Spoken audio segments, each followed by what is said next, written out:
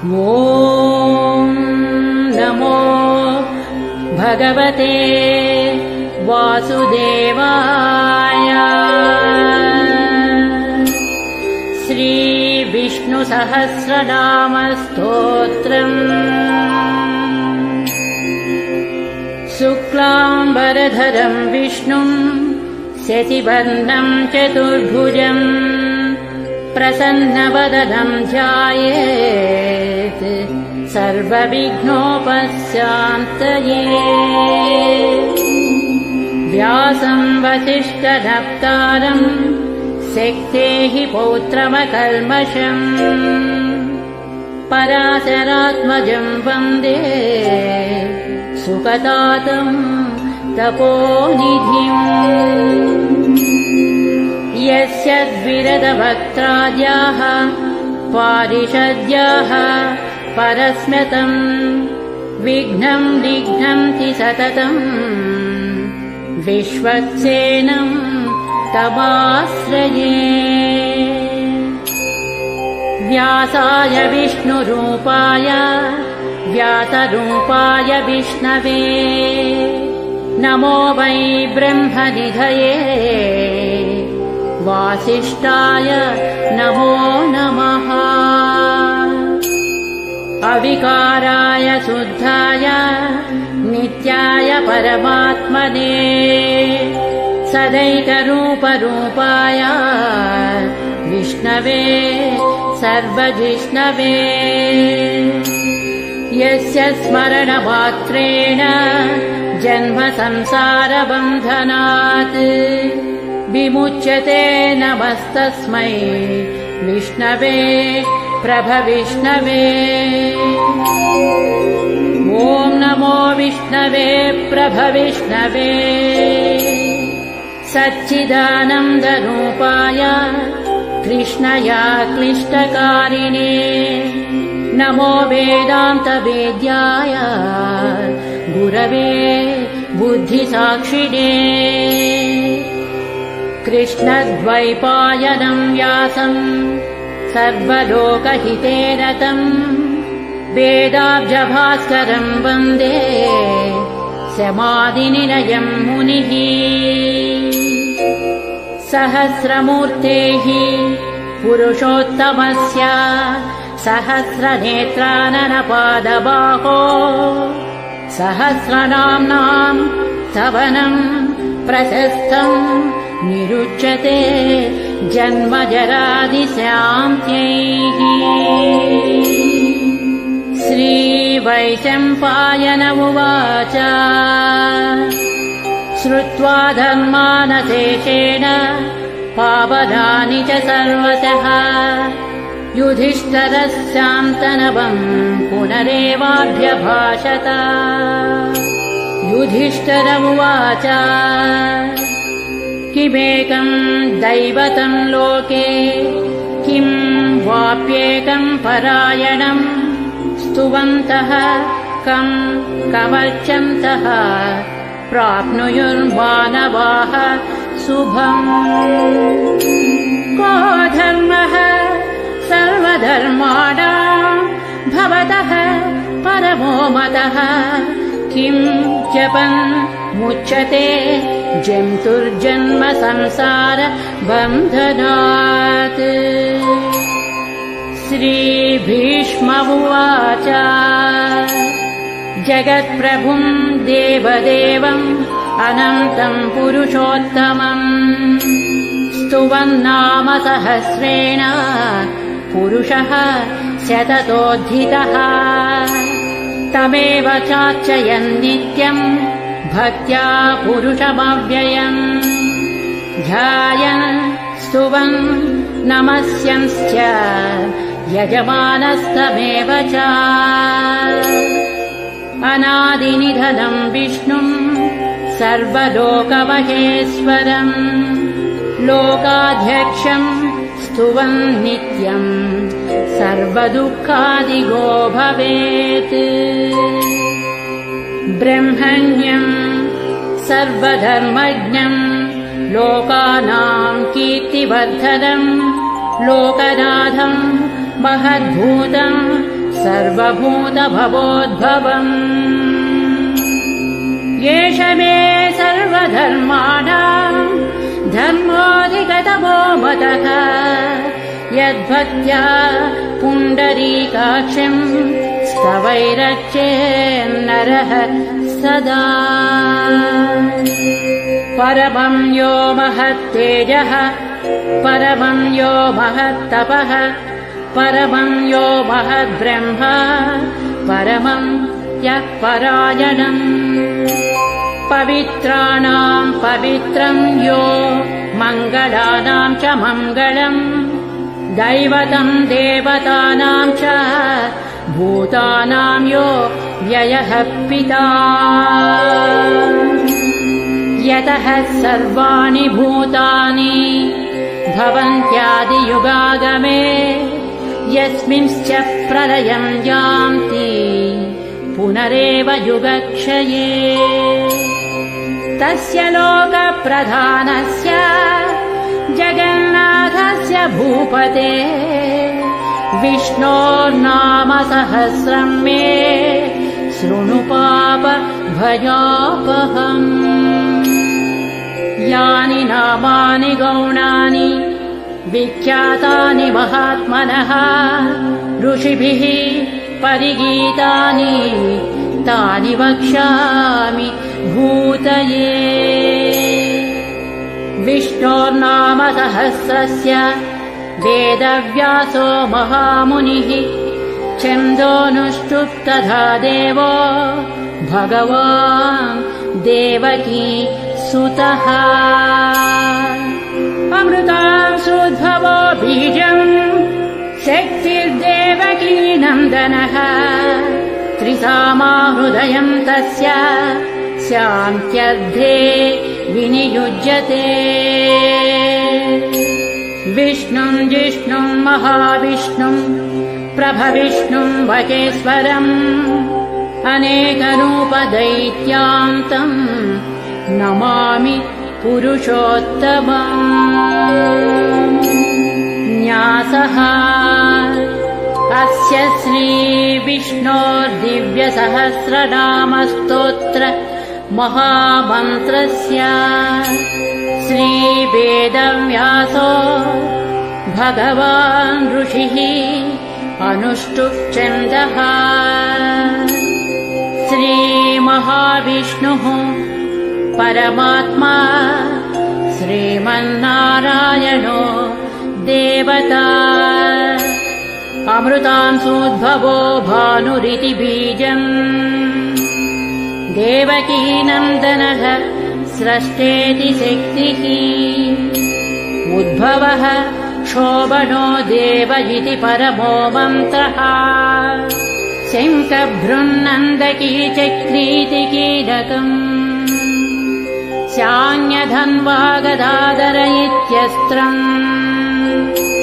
रथाङ्गपाणिरक्षोभ्य इति नेत्रम् त्रिसामा सामगः सामेति कवचम् आनन्दम् परब्रह्मेति योनिः ऋतुः सुदर्शनः काल इति दिग्बन्धः श्रीविश्वरूप इति ध्यानम् श्रीमहाविष्णुः प्रीत्यर्थे श्रीसहस्रनाम जपे विनियोगः ध्यानम् क्षीरोधन्वत्प्रदेशे शुचिमणिविलसत्सैकते मौक्तिकानाम् मालाक्षुप्तासनस्थः स्फटिकमणिनिभैः मौक्तिकैर्मण्डिताङ्गः शुभ्रैरभ्रैरदभ्रैरुपरि विरचितैर्मुक्त पीयूषवर्षैः आनन्दीनः पुनीया दरिनलिन गदा शङ्खपाणिर्मुकुन्दः भूः पादौ यस्य नाभिर्वियदतुरनिलश्चन्द्रसूर्यौ च नेत्रे कर्णावासाः शिरोज्योर्मुखमपि दहनो यस्य वास्तेयमब्धिः अन्तःस्थं यस्य विश्वं सुरनरखगो भोगि गन्धर्वदैत्यैः चित्रं रम्यते तं त्रिभुवनवपुषं विष्णुमीशं नमामि। ॐ नमो भगवते वासुदेवाय। शान्ताकारं भुजगशयनं पद्मनाभं सुरेशं विश्वाधारं गगनसदृशं मेघवर्णं शुभाङ्गम् लक्ष्मीकान्तं कमलनयनं योगिहृद्ध्यानगम्यं वन्दे विष्णुं भवभयहरं सर्वलोकैकनाथम् मेघश्यामं पीतकौसेयवासं श्रीवत्सांसं कौस्तुभोद्भासिताङ्गं पुण्योपेतं पुण्डरीकायताक्षं विष्णुं वन्दे सर्वलोकैकनाथम्।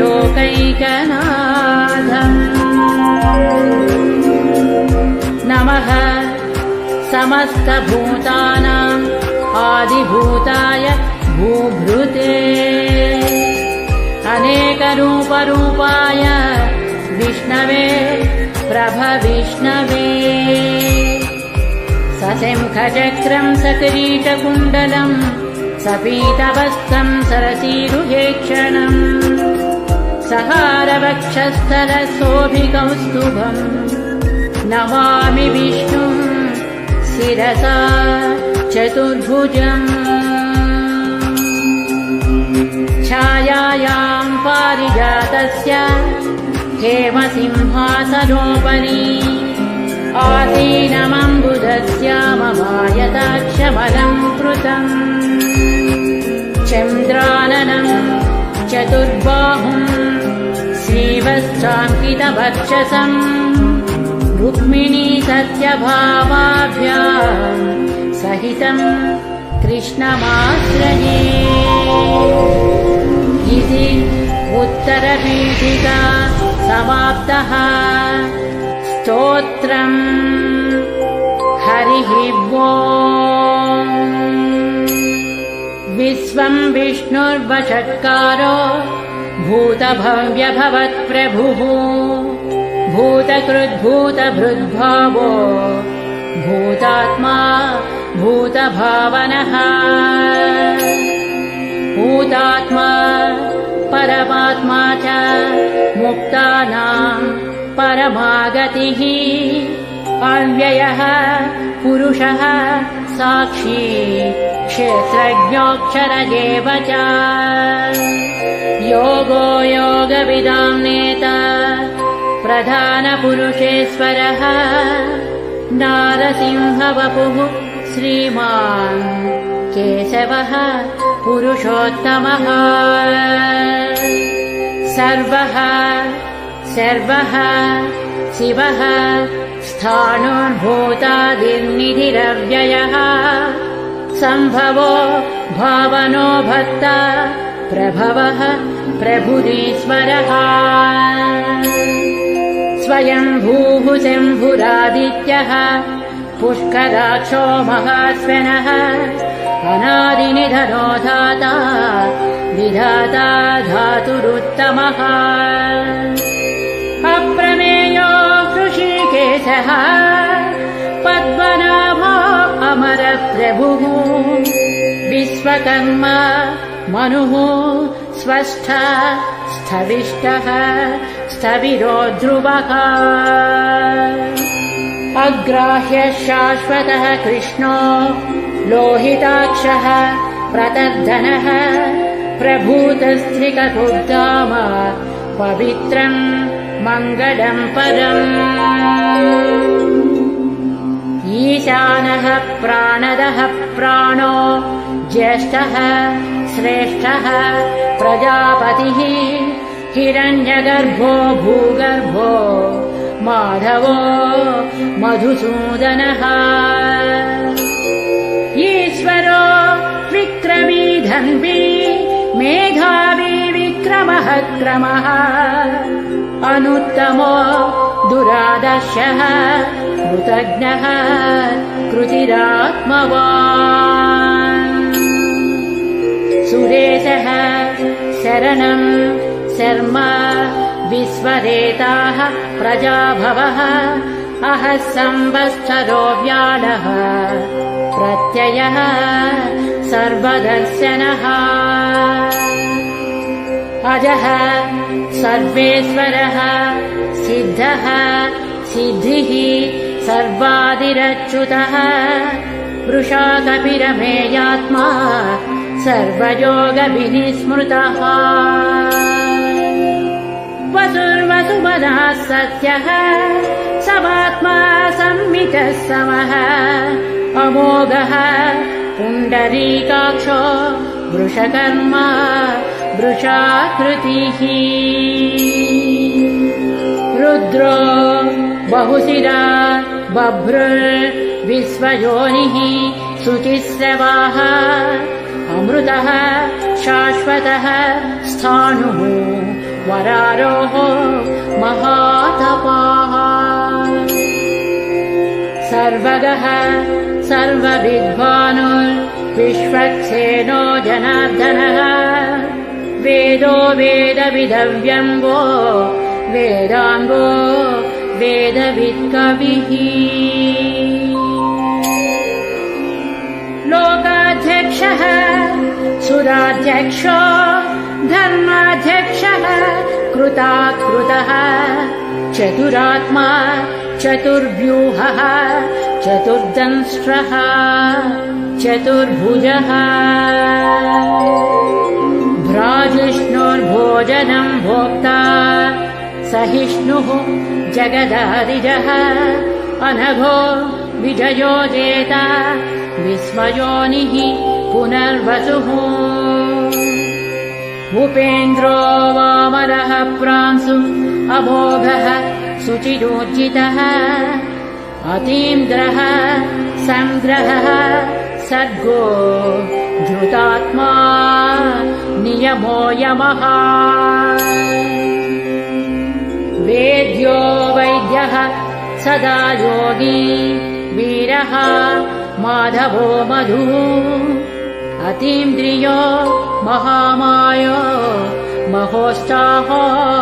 महाबलः महाबुद्धिर्महावीर्यो महाशक्तिर्महाद्युतिः अनिर्देश्य वपुः श्रीमान् अमेयात्मा महादिधृत् महेश्वानो महीभक्त श्रीनिवासः सतां गतिः अनिरुद्धः सुरानन्दो गोविन्दो गोविदाम्पतिः मरीचिर्दमनो कंसः सुपर्णो भुजगोत्तमः हिरण्यनाभः सुतपाः पद्मनाभः प्रजापतिः अमृत्युः सर्वदृक्सिंहः संधाता सन्धिमास्थिरः अजो दुर्मर्षणः शास्ता विश्रुतात्मा सुरारिः गुरुर्गुरुतमो धामः सत्यः सत्यपराक्रमः निमिषो निमिषः स्रग्वी वाचस्पति रुदारधी अग्रणीः ग्रामणीः श्रीमान् न्यायो नेता समीरणः सहस्रमूर्धा विश्वात्मा सहस्राक्षः सहस्रपात् आवर्तनो निवृत्तात्मा संवृतः संप्रमर्दनः अहः संवर्तको वह्निः अनिलो धरणीधरः सुप्रसादः प्रसन्नात्मा विश्वदृग्विश्वभुग्विभुः सत्कर्ता सत्कृतः साधुः जह्नुर्नारायणो नरः असंख्येयो प्रमेयात्मा विशिष्टः शिष्टकृच्छुचिः सिद्धार्थः सिद्धसङ्कल्पः सिद्धिदः सिद्धिसाधनः वृषाहि वृषभो विष्णुर्वृषपर्वा वृषोधरः वर्धनो वर्धमानश्च विविक्तः श्रुतिसागरः सुभुजो दुर्धरो वाङ्मी महेन्द्रो वसुधो वसुः नैकरूपो बृहद्रूपः श्रीविविष्टः प्रकाशनः ओजस्तेजो द्युतिधरः प्रकाशात्मा प्रतापनः बुद्धः स्पष्टाक्षरो मन्त्रः चन्द्रांशुर्भास्करद्युतिः अमृतांशुद्भवो भानुः शतिबिन्दुः सुरेश्वरः औषधम् जगतः सेतुः सत्यधर्म पराक्रमः भूतभव्यभवन्नाथः पवनः पावनो नलः कामः कामकृत्कान्तः कामः कामप्रदः प्रभुः युगाधिकृद्युगावर्तो नैकमायो महातनः अदृश्यो व्यक्तरूपश्च सहस्रजित् अनन्तजित् शिष्टो विशिष्टः शिष्टेष्टः शिखण्डी नहुषो वृषः क्रोधः क्रोधकृत्कर्ता विश्वबाहुः महीधरः अच्युतः प्रथितः प्राणः प्राणदो वासवानुजः अपां निधिरधिष्ठानम् अप्रमत्तः प्रतिष्ठितः स्कन्दः स्कन्दधरो दुर्यो वरदो वायुवाहनः वासुदेवो बृहद्भानुः आदिदेवः पुरन्दरः अशोकस्तारणस्तारः शूरः सौरिजनेश्वरः अनुकूलः शतावर्तः पद्मी पद्मनिवेक्षणः पद्मनाभो अरविन्दाक्षः पद्मगर्भः शरीरभृत् महर्धिः रुद्धो वृद्धात्मा महाक्षो गरुडध्वजः अतुलः शरभो भीमः समयज्ञो हविर्हरिः सर्वलक्षणरक्षण्यो लक्ष्मीवान् समतिञ्जियः अक्षरो रोहितो मार्गो हेतुर्दामोदरः सः महीधरो महाभागो वेगवान् अमिताशनः उद्भवः क्षोभनो देवः श्रीगर्भः परमेश्वरः करणम् कारणम् कर्ता विकर्ता गहनो गुहः व्यवसायो व्यवस्थानः संस्थानः स्थानदो ध्रुवः परधिः परमस्पष्टः तुष्टः पुष्टः शुभेक्षणः रामो विरामो विरजो मार्गो नेयो नयो नयः वीरः शक्तिमतां श्रेष्ठो धर्मो धर्मविदुत्तमः वैकुण्ठः पुरुषः प्राणः प्राणदः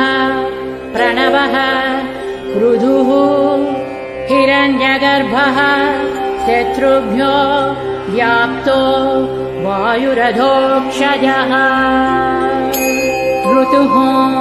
सुदर्शनः कालः परमेष्टि परिग्रहः उग्रः संवत्सरो दक्षो विश्रामो विश्वदक्षिणः विस्तारः स्थावरः स्थाणुः प्रमाणं बीजमव्ययम् अर्धोऽनर्धो महाकोशो महाभोगो महाधनः अनिर्विण्णः स्थविष्ठो भूः धर्मयूपो महामकः नक्षत्रनेमि नक्षत्री क्षमः क्षामः समीहनः यज्ञयुज्यो महेज्यस्य क्रतुः सत्रं सतां गतिः सर्वदर्शी विमुक्तात्मा सर्वज्ञो ज्ञानमुत्तमम् सुव्रतः सुमुखः सूक्ष्मः सुभाषः सुखदः सुहृत् मनोहरो जितक्रोधो वीरबाहुर्विदारणः स्वापनः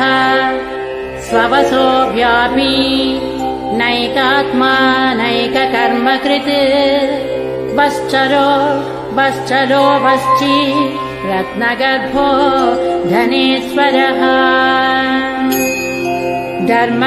धर्मकृद्धर्मी सदसक्षरमक्षरम् अविज्ञाता सहस्रांशुः विधाता कृतलक्षणः गभस्तिनेमिः सत्त्वस्थः सिंहो भूतमहेश्वरः आदिदेवो महादेवो देवेशो देवभृद्गुरुः उत्तरो गोपतिर्गोप्ता ज्ञानगम्यः पुरातनः शरीरभूतभृद्भोक्ता कपीन्द्रो भूरिदक्षिणः सोमपोऽमृतपः सोमः पुरुषोत्तमः विनयो जयः सत्यसन्धो दाशार्हः सात्वतां पतिः जीवो विनयिता साक्षी मुकुन्दोमितविक्रमः अम्बोनिधिः अनन्तात्मा महोदधिशयोऽन्तकः अजो महार्हः स्वाभाव्यो जितामित्रः प्रमोदनः आनन्दो नन्दनो नन्दः सत्यधर्म त्रिविक्रमः महर्षिः कपिलाचार्यः कृतज्ञो मेदिनीपतिः त्रिपदस्त्रिदशाध्यक्षो महाशृङ्गः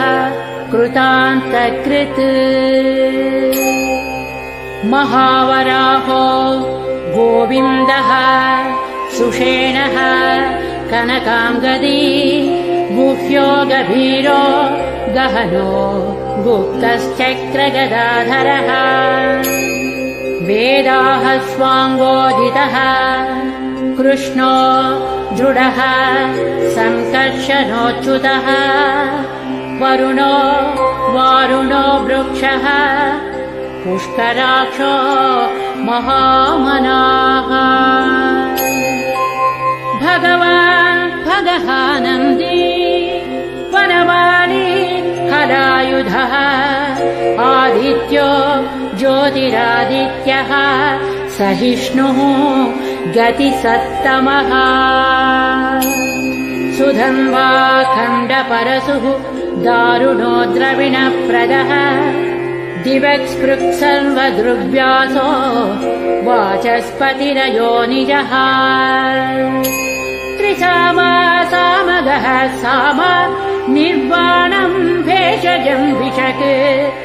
सन्न्यासकृच्छमः शान्तो निष्ठा शान्तिः परायणम् शुभाङ्गः शान्तिदः स्रष्टा कुमुदः कुवलेशयः गोहितो गोपतिर्गोप्ता वृषभाक्षो वृषप्रियः अनिवर्ती निवृत्तात्मा संक्षेप्ता क्षेमकृच्छिवः श्रीवत्सवक्षाः श्रीवासः श्रीपतिः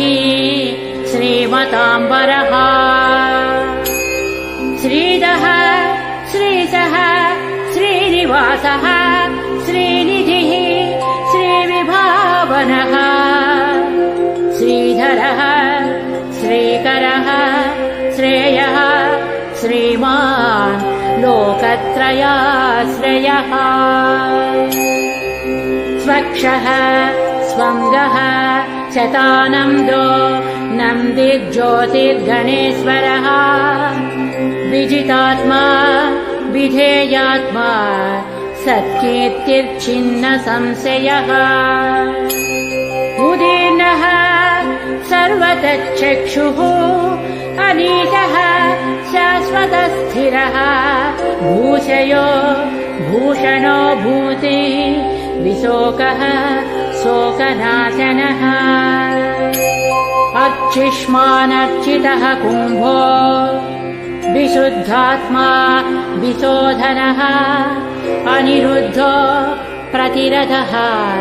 प्रद्युम्नोमित विक्रमः कालनेमिनिः वीरः शौरिः शूरजनेश्वरः त्रिलोकात्मा त्रिलोकेशः केशवः केशिः हरिः कामदेवः कामपालः कामी कान्तः कृतागमः अनिर्देश्य वपुः विष्णुः वीरोऽनन्तो धनञ्जयः ब्रह्मण्यो ब्रह्मकृद्ब्रह्मा ब्रह्म ब्रह्म विवर्धनः ब्रह्मवित् ब्राह्मणो ब्रह्मी ब्रह्मज्ञो ब्राह्मणप्रियः महाक्रमो महाकर्मा महातेजा महोरगः महाक्रतुः महायज्वा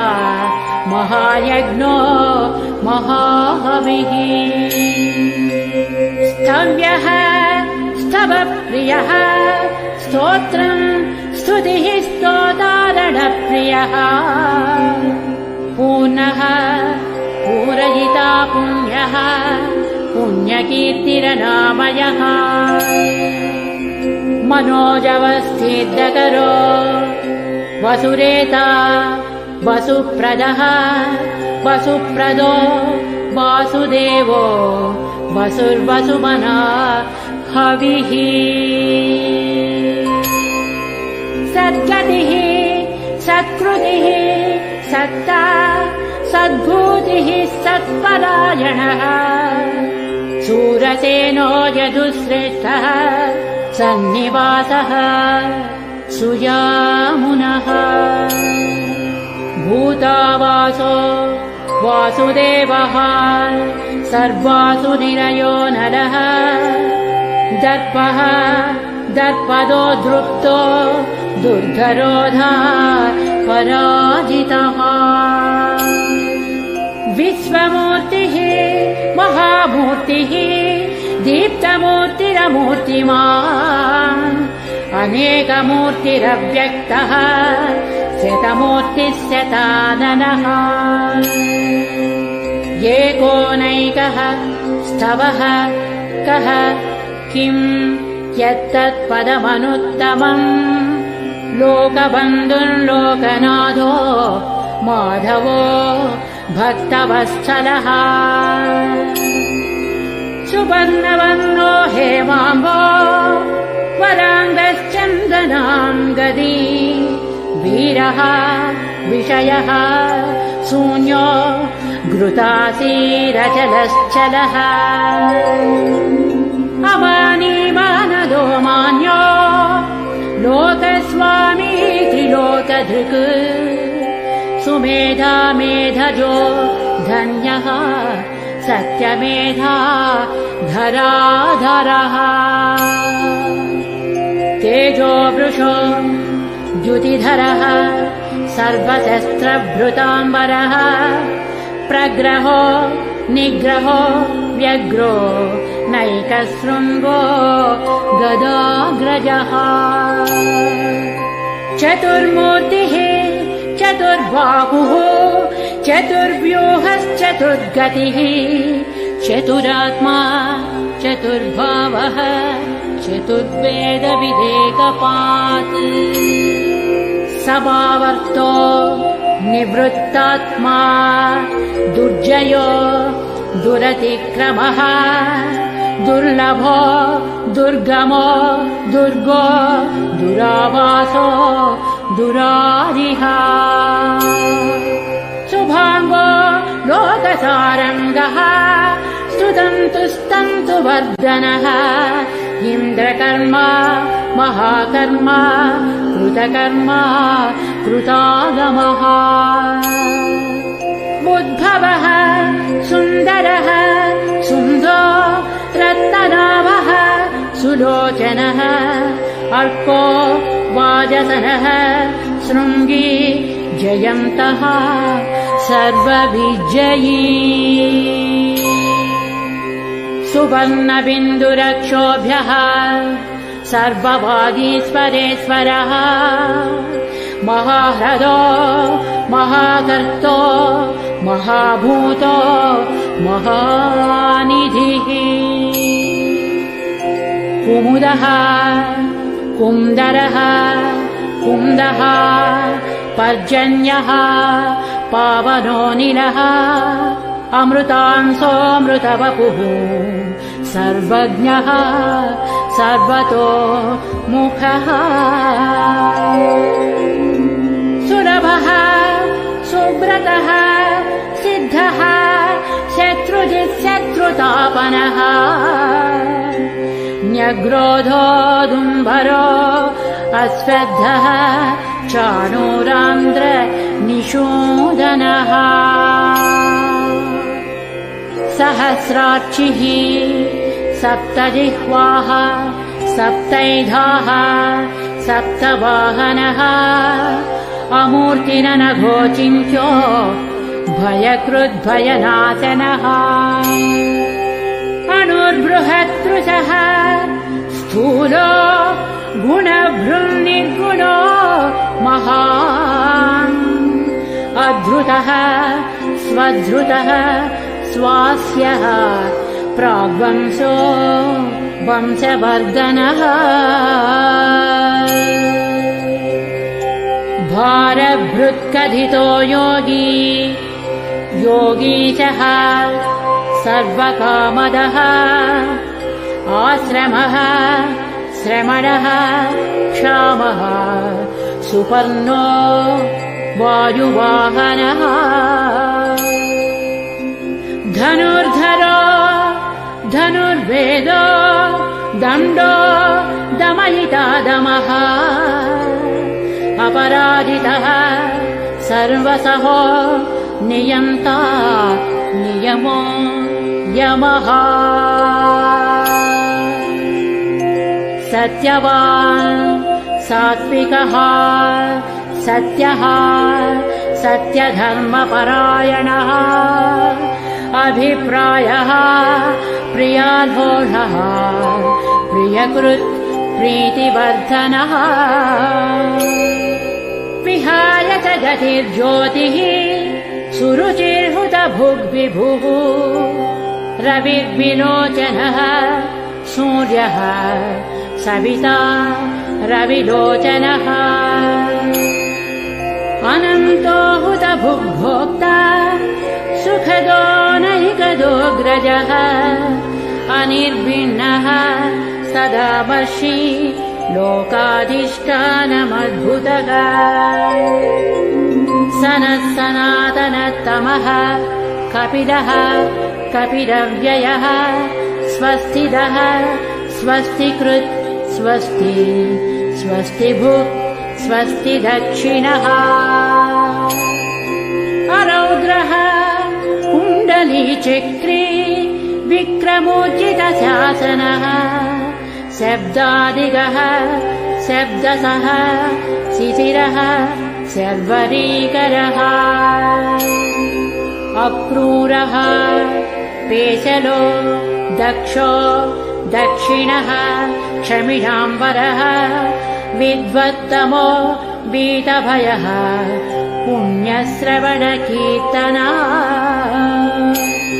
उत्तारणो दुष्कृतिः पुण्यो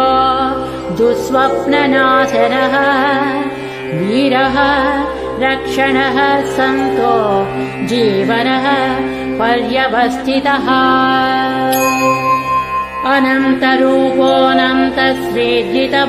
अनन्तरूपोऽनन्तश्रीजितमन्योर्भयापहः चतुरस्रो गभीरात्मा विदिशो व्याधिसो दिशः अनादिर्भूर्भुवो लक्ष्मीः सुवीरो रुचिराङ्गदः जननो जनजन्मादिर् भीमो भीमपराक्रमः आधारनिलयो धाता पुष्पहासः प्रजागरः ऊर्ध्वगः सत्पथाचारः प्राणदः प्रणवः फणः प्रमाणम् प्राणनिलयः प्राणभृत् प्राणजीवनः तत्त्वम् तत्त्वविदेकात्मा जन्म मृत्युजरातिगः भूर्भुवः स्वस्तरुस्तारः सविता प्रपितामहः यज्ञो यज्ञपतिर्यज्वा यज्ञाङ्गो यज्ञवाहनः यज्ञभृत् यज्ञकृत् यज्ञी यज्ञभुक् यज्ञसाधनः यज्ञान्तकृत् यज्ञगुह्य मन्नमन्नाद एव च आत्मयोनिः स्वयं जातो वैखानः सामगायनः देवकीनन्दनः स्रष्टा क्षितीशः पापनाशनः शङ्खभृङ्नन्दकी चक्री शाङ्गधन्वा गदाधरः रथाङ्गपाणिरक्ष्योभ्यः सर्वप्रहरणायुधः श्रीसर्वप्रहरणायुध ॐ नमः इति वनमाली गदी सारङ्गी शङ्खी चक्री च नन्दकी श्रीमान् नारायणो विष्णुः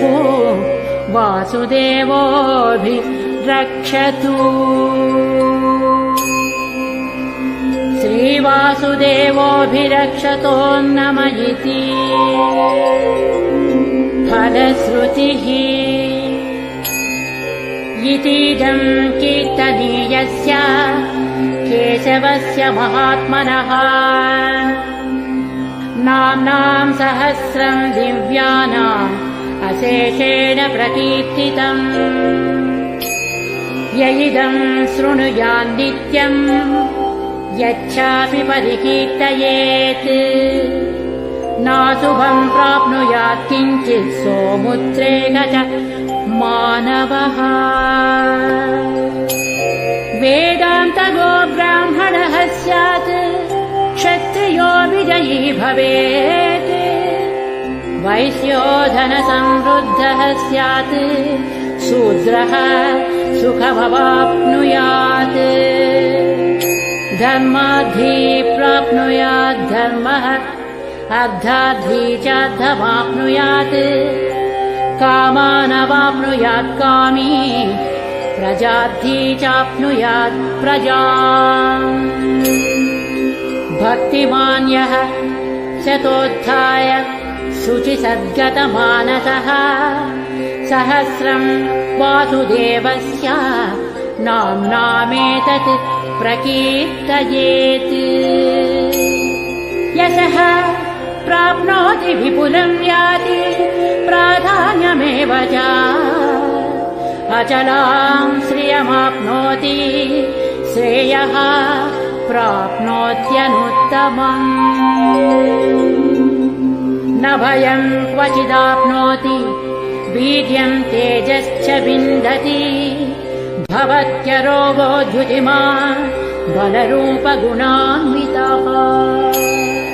रोगात्तो मुच्यते रोगात् बद्धो मुच्येत बन्धनात्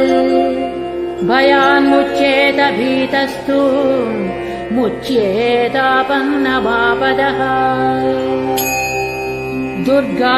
दुर्गान्यतितरत्यासु पुरुषः पुरुषोत्तमः स्तुवन्नाम सहस्रेण नित्यम् भक्तिसमन्वितः वासुदेवाश्रयो मर्त्यो वासुदेवपरायणः सर्वपापविशुद्धात्मा याति ब्रह्म सनातनम्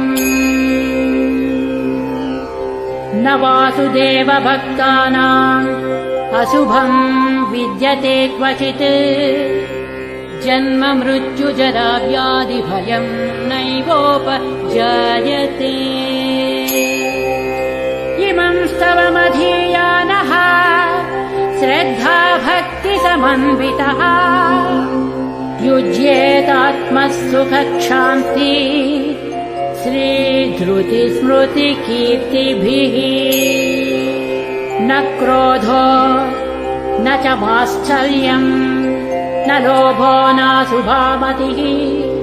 भवन्ति कृतपुण्यानाम् भक्तानाम् पुरुषोत्तमे द्यौः सच्चन्द्रार्कनक्षत्रा खम् दिशो भूर्महो दधिः वासुदेवस्य वीर्येण विधृतानि महात्मनः ससुरासुरगन्धर्वम् जगद्वसे वर्ततेदम् कृष्णस्य सचराचरम् इन्द्रियाणि मनोबुद्धिः सत्त्वं तेजो बलं धृतिः वासुदेवात्मकान्याहुः क्षेत्रं क्षेत्रज्ञ एव च सर्वागमानामाचारः प्रथमं परिकल्पते आचारप्रभवो धर्मो धर्मस्य प्रभुरच्युतः ऋषयः पितरो देवा महाभूतानि धातवः जङ्गमाजङ्गमं चेदम् जगन्नारायणोद्भवम् योगो ज्ञानं तथा साङ्ख्यम् विद्याः शिल्पादिकर्म च वेदाः शास्त्राणि विज्ञानमेतत् सर्वं जनार्दनात्। एको विष्णुर्महद्भूतम् पृथग्भूतान्यनेकशः त्रीन् लोकान् व्याप्य भूतात्मा भुङ्क्ते विश्वभुगव्ययः। इमं स्तवं भगवतो विष्णोर्व्यासेन कीर्तितम् पठेद्य इच्छेत् पुरुषः श्रेयः प्राप्तुं सुखानि च। विश्वेश्वरमजं देवं जगतः प्रभुमव्ययम् भजन्ति ये पुष्कराक्षं न ते यान्ति पराभवम्। न ते यान्ति पराभवो नमः इति। अर्जुनोवाच पद्मपत्रविशालाक्ष पद्मनाभसुरोत्तमा भक्तानामनुरक्तानां त्राता भव जनार्दना। श्रीभगवानुवाच यो मां नाम सहस्रेण स्तोतुमिच्छति पाण्डव सोऽहमेकेन श्लोकेन स्तुत एव न संशयः। स्तुत एव न संशयः। ॐ नमः इति। व्यास उवाच वासनाद् वासुदेवस्य वासितं भुवनत्रयम् सर्वभूतनिवासोऽसि वासुदेव नमोऽस्तु ते। श्रीवासुदेव नमोऽस्तु ते। ॐ नमः इति। पार्वत्युवाच केनोपायेन लघुना विष्णोर्नाम सहस्रकम् पठ्यते पण्डितैर्नित्यम् श्रोतुमिच्छाम्यहम् प्रभो। ईश्वर उवाच श्रीराम राम रामेति रमे रामे मनोरमे सहस्रनाम तत्तुल्यम् राम नाम वरानने। श्रीराम नाम वरानन। ॐ नमः इति। ब्रह्मोवाच नमोऽस्त्वनन्ताय सहस्रमूर्तये सहस्रपादाक्षि शिरोरुबाहवे सहस्रनाम्ने पुरुषाय शाश्वते सहस्रकोटि युगधारिणे नमः। सहस्रकोटि युगधारिण। ॐ नमः इति। संजय उवाच यत्र योगीश्वरः कृष्णो यत्र पार्थो धनुर्धरः तत्र श्रीविजयो भूति ध्रुवा नीतिर्मतिर्मम। श्रीभगवानुवाच अनन्याश्चिन्तयन्तो माम् ये जनाः पर्युपासते तेषां नित्याभियुक्तानां योगक्षेमं वहाम्यहम्। परित्राणाय साधूनां विनाशाय च दुष्कृताम् धर्मसंस्थापनार्थाय सम्भवामि युगे युगे। आर्ता विषण्णाः शिथिलाश्च भीता घोरेषु च व्याधिषु वर्तमानाः संकीर्त्य नारायण शब्दमात्रं विमुक्तदुःखा सुखिनो भवन्तु। कायेन वाचा मनसेन्द्रियर्वा बुद्ध्यात्मना वा प्रकृते स्वभावात् करोमि यद्यत् सकलं परस्मै नारायणायेति समर्पयामि।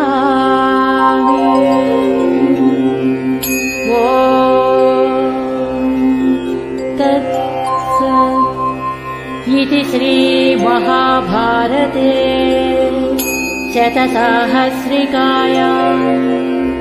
संहितायाम् वैयासिक्याम् अनुशासनपर्वान्तर्गत अनुशासनिकपर्वणि मोक्षद्वारे भीष्मयुधिष्ठिरसंवादे श्रीर्विष्णोर्दिव्य सहस्रनामस्तोत्रम् नामैकोनपञ्चशताधिकशततमोऽध्यायः। इति श्री विष्णुसहस्रनामस्तोत्रम्